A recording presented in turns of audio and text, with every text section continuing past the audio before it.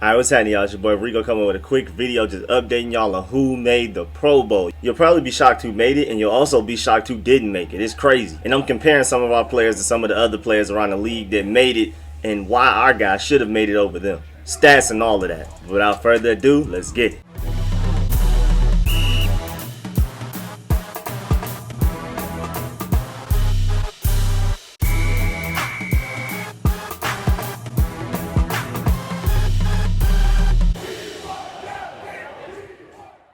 Alright, so the only two people that made it on the official Pro Bowl roster are, of course, right guard Brandon Scherff. But, I mean, we can always have that debate whether or not he deserves to. You can tell it's just a popularity contest. I mean, I love Brandon Scherff, but talent-wise, he deserves it. But actual, availability and performing, I'm still one of the people that feels like we need to pay him whatever money we need to pay him to re-sign him to a long-term deal. But Pro Bowl is still kind of a little crazy. But shouts out to Brandon Scherff. I'm really happy for him. The second person is Chase Young, and thank goodness. Obviously has Defensive Rookie of the Year on lock. And I think it's just generally a popularity contest. I think that's why Brandon Scherff will continue to make it as long as he's healthy enough to play 10 games. I think at the end of the day, since he made it once, it's easier for him to keep making it even if he isn't playing like the best right guard in the NFL currently. Once you show a flash of a season, maybe a season 2 or 3, after that, as long as you just moderately keeping up, you should be pretty straight. Brandon Scherff is a strong example of that. But I'm talking about it being a popularity contest because I'm pretty sure these last few games with Chase Young having big games against the Steelers, the 49ers, on national television and everything. Now he's getting interviews everywhere on ESPN, NFL Network, and all of these other places. I feel like that definitely helped vault him up to the top of the Pro Bowl votes for defensive end. Because just to let y'all know, Chase Young was the most voted defensive end in the NFL, period. Like out of everybody, not just rookies, not just NFC, every defensive end in the NFL, out of all of them, Chase Young had the most votes.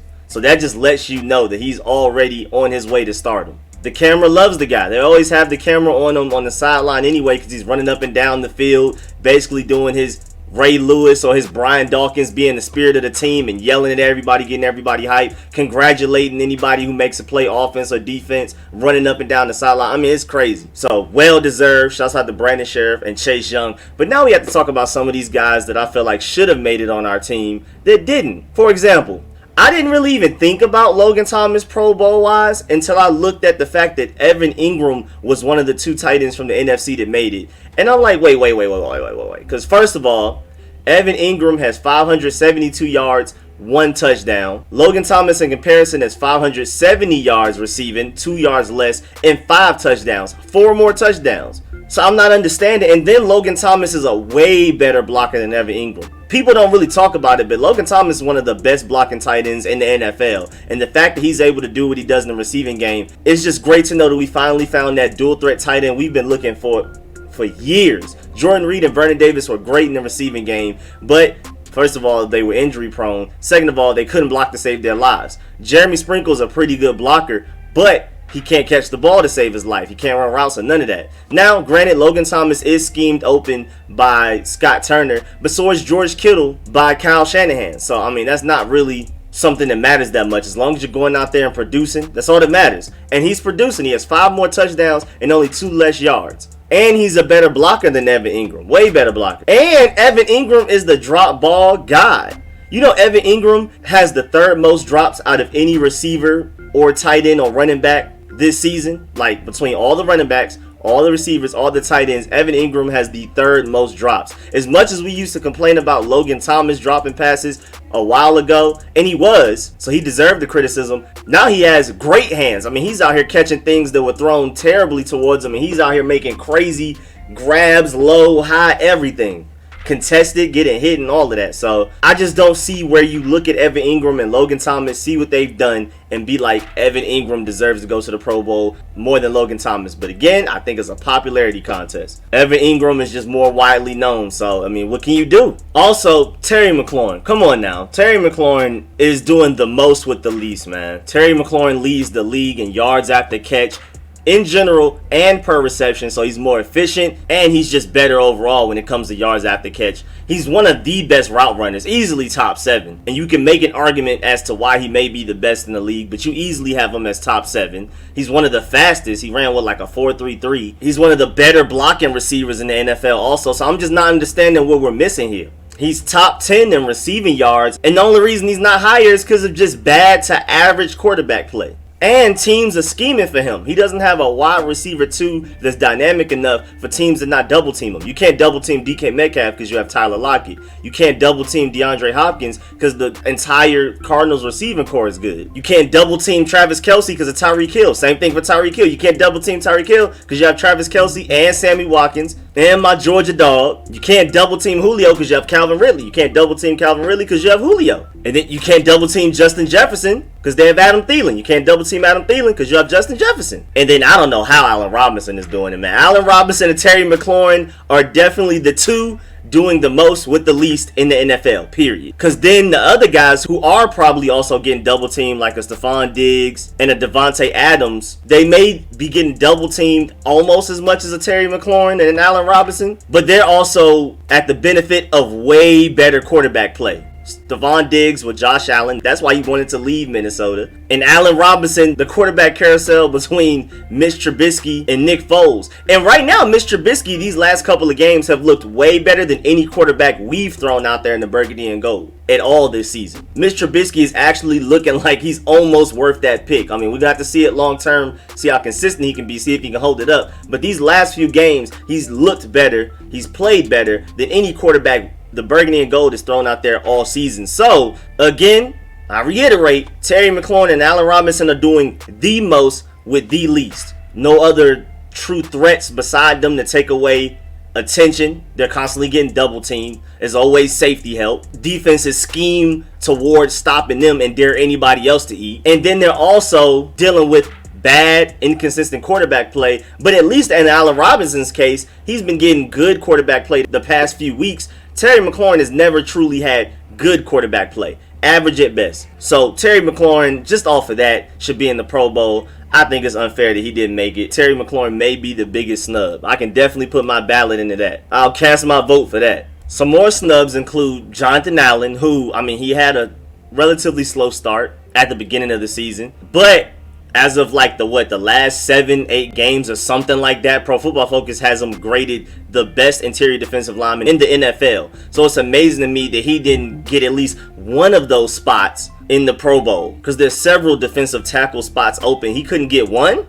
Cole Holcomb hasn't been consistent enough, but at his best, he's been one of the better linebackers in the league. Again, Pro Football Focus, I think, has him graded the 4th best off-ball linebacker in the entire NFL. It's a little crazy that he wasn't even able to snag a spot, but he gets hurt. He hasn't been extremely consistent, but when he's on, he's on. Now, Kendall Fuller started hot with the interceptions, but he hasn't received one since. He's been stuck at 4 for like the past 6 weeks. And, I mean, he had that little rough patch with the Lions game and just that little 2-3 game stretch around that Lions game. But he's back to full force and playing very well. But, unfortunately, Xavier Howard dusted him, left him behind, and Xavier Howard has 9 interceptions. Kendall Fuller still has the same 4 he had, which makes him tied for 4th place in the NFL, because J.C. Jackson for New England has 8, Tyrann Mathieu has 6, which is crazy for a safety. And then there's like a 10-way tie for 4th, including Kendall Fuller. So I can't be mad that he didn't make the Pro Bowl. If he continued his trajectory that he had the first few games when he first returned,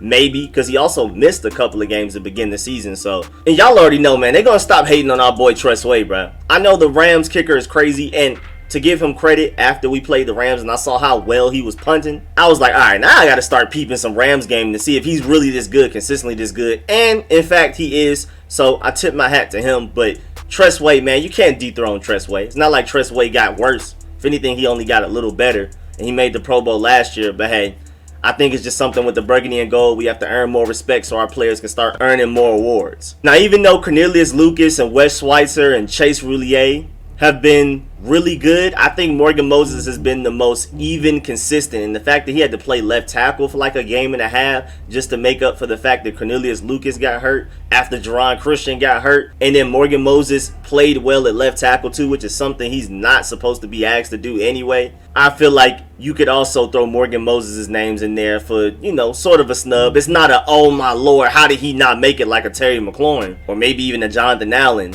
but I feel like Morgan Moses deserves to at least be on the alternate roster. Daron Payne is having a great season too. Some bat downs, some interceptions, some sacks. He's putting up numbers, man. And I can't really skip over Chase Roullier like that because Pro Football Focus has him graded the 4th best center in the NFL, so it's also a little crazy that he didn't make it. I mean, I know you take everything with a grain of salt when it comes to Pro Football Focus and their grades and rankings, but at the end of the day, if you're ranked the 4th best, I would assume you're at least top 10 in the NFL. So, I mean, hey, Chase Roullier, hopefully next year, man. And now, arguably the biggest snub on this team and one of the biggest snubs in the NFL is Montez Sweat. He does not get enough credit. I know Chase Young is taking all of the spotlight. I know Chase Young is the one that gets double teamed more often. And I know Chase Young's plays probably pop off the screen a little bit more just because he looks bigger. I don't know. And he's the one getting all the interviews and everything. He's having a great season. But Montez Sweat is actually putting up better stats, especially game to game. Now, it is strongly at the benefit of what Chase Young is doing on the other side and demanding more attention than Montez Sweat. But you have to remember, Chase Young is the 6th most double team edge rusher in the NFL. Montez Sweat is not far behind. He's the 10th most. We're the only team with 2 defensive ends in the top 10 of most double team percentage wise. So it's not like Chase Young is the only one getting double teamed. Montez Sweat is also getting double teamed a lot, the 10th most in the NFL out of all the edge rushers, all defensive ends. He's still putting up these crazy stats. So compare the two, and of course I'm not saying Chase Young doesn't deserve to be in the Pro Bowl, but it's just wild that their stats are so comparable, and Chase Young is the highest voted defensive end in the entire NFL, and Montez Sweat didn't even make it. Because Chase Young has 27 solo tackles, Montez Sweat has 23. Chase Young has 5.5 sacks, Montez Sweat has 7. Chase Young has 3 forced fumbles. Montez Sweat has 2. Chase Young has no interceptions. Montez Sweat has 1. And Montez Sweat has been batting down more balls than Chase Young. Montez Sweat batted down his own ball and returned it for an interception for a touchdown in the Dallas game. And then last week against the Seahawks, even though we lost, he batted up a pass and it was intercepted by Daron Payne. Right now, Montez Sweat is one of our best corners. And I love the fact that our entire defensive line is on there with Daron Payne, Montez Sweat, and Chase Young having great knacks for getting the ball up into the air, tipped up for it to be an interception. But Montez Sweat, in my opinion, is the best at it out of all of those 3 guys. And like I just mentioned, Chase Young has 1 touchdown this season off of a fumble picked up from Daron Payne. Montez Sweat's touchdown this season was off of his own batted pass, his own interception. So it's amazing to me that Chase Young was the highest voted defensive end and Montez Sweat doesn't even make the Pro Bowl. Again, it's a popularity contest. Chase Young's the one doing all the interviews. He's the one getting all the camera time. And it's sad to just see Montez Sweat not getting all of the credit that he deserves. But I'm pretty sure just him, if I were him, I'm just happy that this defense looks this good and we're out here balling. Can't wait to go in this Super Bowl run, especially in 2021. That Super Bowl run about to be cold, man, I'm telling you. And Montez Sweat is from Stone Mountain. That's Atlanta, so you know it hurts me more than anybody else that my boy Montez Sweat didn't make the Pro Bowl. They gonna snub somebody from Atlanta like that. Now I'm really mad. And Antonio Gibson, you know, he's been hurt, so I can't be mad. Hopefully he at least gets a decent amount of votes in the Offensive Rookie of the Year discussion. He's not going to win it, but I at least want his name in the top, in the conversation, or maybe even top 4 now that James Robinson is still balling, Justin Jefferson, Justin Herbert, and he's hurt. So he'll probably be the 4th in voting or whatever, however that goes. But that's another person from Atlanta that I'm rooting for, but I already know he's not going to make it. But yeah, man, that's the end of this video. Definitely get in the comments and let me know who y'all feel like deserved to make it and didn't make it. Who made it and didn't deserve it? Like, do you feel like Brandon Scherff doesn't deserve that Pro Bowl spot? Would you prefer to give that to a Montez Sweat? I personally would. I feel like Montez Sweat has been a far more productive defensive end than Brandon Scherff has been at guard. But again, I think Brandon Scherff deserves to be a Pro Bowler. It's just that Montez Sweat has just been that much better. But popularity contest, what can you do? Definitely get in the comments and let me know how y'all feel about who made it, who didn't make it, who deserved to make it or didn't, who didn't deserve to make it, who did. And you can look at all the other teams if you want to and pull up some stats that, like, why did this guy make it over our guy and type of stuff like that. Definitely get in the comments. I want this comment section to be a nice discussion and debate on how much we're getting snubbed, you know what I'm saying? And of course, big shouts out to Chase Young and Brandon Scherff. I'm glad y'all made it. At the end of the day, I'm very happy y'all made it. We just need to get more people in there. We need to start going from 2 guys on the Pro Bowl to about 5 to 7 each season. You know what I'm saying? I think we have the talent. We just need more notoriety. We need to start winning more games. Because, again, I'm not sure if Chase Young makes the Pro Bowl. He's definitely not the highest voted defensive end if it weren't for that Steelers and 49ers game. I'm almost sure. He probably makes the Pro Bowl, but not as convincingly. Not with the top votes at defensive end out of the entire NFL as a rookie. You know what I'm saying? So, once we start winning games, once people actually start to respect this franchise, again, I think we just need an upgraded quarterback to do it. But either way, however we do it, I'm pretty sure we'll start getting more guys in the Pro Bowl that are already very good. It's not like they need to get better. They just need to get noticed. But as always, please like this video if you liked it. And if you learned anything, please subscribe if you haven't. Hit the bell next to the subscription button so you get notification every time I release a video like this. Every time I release a film session on one of our players, on one of the players we may possibly draft, or players after we draft them and things like that. I'm going to keep hitting y'all with film sessions during the season and in the off season. Y'all already know how that goes. And y'all already know with all of the live streams and live stream during the game. And I didn't forget, I'm going to hit y'all with the post-game live stream actually tomorrow because it's starting to get late and I have to work on this and do some other stuff. So I got y'all Tuesday on a Burgundy and Gold versus Seahawks post-game live stream where y'all can call in. Make sure y'all tune in for that. That Kamren Curl film session is still on the way. Everything is done. It just needs to be edited. But I just haven't had the time to do it. Had to hurry up and knock this one out. So make sure y'all stay tuned for all of that. And as always, man, I appreciate everybody that supports the channel. I appreciate everybody that donates. All of my sponsors, especially my Pro Bowl sponsors whose names you see scrolling on the screen right now. I really appreciate y'all. Y'all are keeping this channel going. Really appreciate it again. And I'm going to catch y'all later. I'm out.